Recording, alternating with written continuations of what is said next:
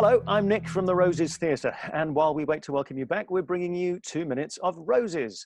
And today, my guest is writer and comedian Dom Joly. Hello, Dom. How are you? I'm very good, thank you. How are you? I'm all right. Are you surviving the nonsense in the world at the moment? Yeah, I'm not supposed to say it, but obviously there's some terrible aspects to it. But I'm quite enjoying lockdown in a way. It's got me closer with my family, which I thought it might be divorce, but actually the four of us have been actually getting on really well. So there's been some really positive elements as well as obviously work-wise. And I was in the middle of a tour, for instance, and I know how much it's affecting theatres and stuff. And some of the theatres I was going to appear with have actually gone under. So it's a tough time. So tell me, Trigger Happy TV, global success, absolutely loved it.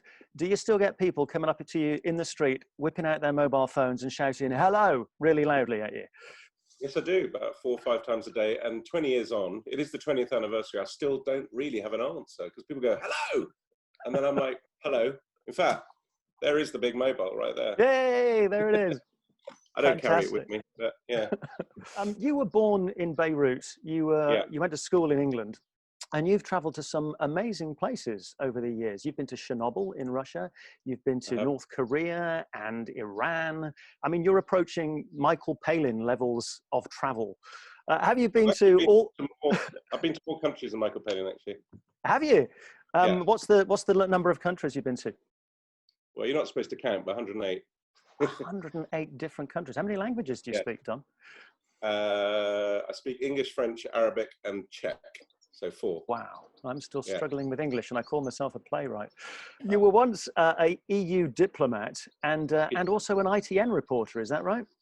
Yeah, well, I was a producer for ITN. I did my stuff the wrong way around. Normally you do stupid stuff first, and then you kind of go into something serious.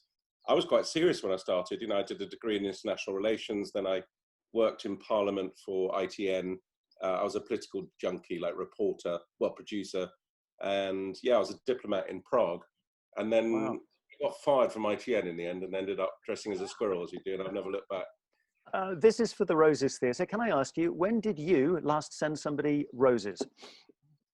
Well, I didn't send any, but I bought my wife some on the 18th of May because it was our 20th wedding anniversary. Actually, that's a lie. I couldn't find any on the 18th, but then I found some on the 20th because of lockdown. So I was 2 days late, but you know what, it's fine. You did a program called Pilgrimage recently, in which you travelled and walked a great deal of the 2,200 miles from Belgrade to Istanbul. How much of that 2,200 miles trek did you actually do on foot? It was so annoying. I mean, I just did, my last book was called The Hezbollah Hiking Club, and I walked all across Lebanon, and that was like a 27-day walk and as a proper hike. And this, they don't pretend you walk all the way, but because they've got to get you to various places to do shots and you have to do over and over times, not as much walking as I hoped. It was about 2 hours a day max, and then a lot, 4 or 5 hours sitting on your arse waiting while a drone went round or they redid shots. And so we all kind of moved from place to place. I mean, it was an incredible place the walk itself is not really that established a walk, but I mean, walking through a place like Serbia and Bulgaria, absolutely astonishing. And we got to some incredible places, but I'd love to have done the whole thing. But the whole thing would have taken us 4.5 months and we had 2 weeks. Lastly, you wrote a travel book in which you went searching for the Yeti and Bigfoot. It was called Scary Monsters and Super Creeps. Tell me, how much of a Bowie fan are you?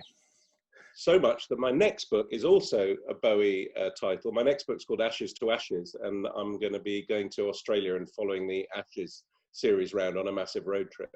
So I feel fantastic. very bad. I'm beyond a Bowie fan. The first thing I ever did when I came to London on my own was I went to 5 Heddon Street or 15 Heddon Street. I've been. And I took my picture outside, where he did the cover of Ziggy Stardust. And I was wearing a very dodgy pair of black and white spandex trousers and a rat tail. But no, I'm a massive Bowie head. I met him once in Geneva Airport, and he was sitting casually at the bar, and I thought, I've got to. And I went up, and I just melted. Like I just wanted to say hello, but I just did one of those stupid things where I wanted to show him that I wasn't like anyone else. And I asked some weird thing about a bass line on it's excruciating even thinking about it. But I touched the hand of God though.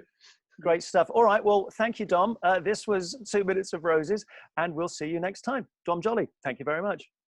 Thanks a lot.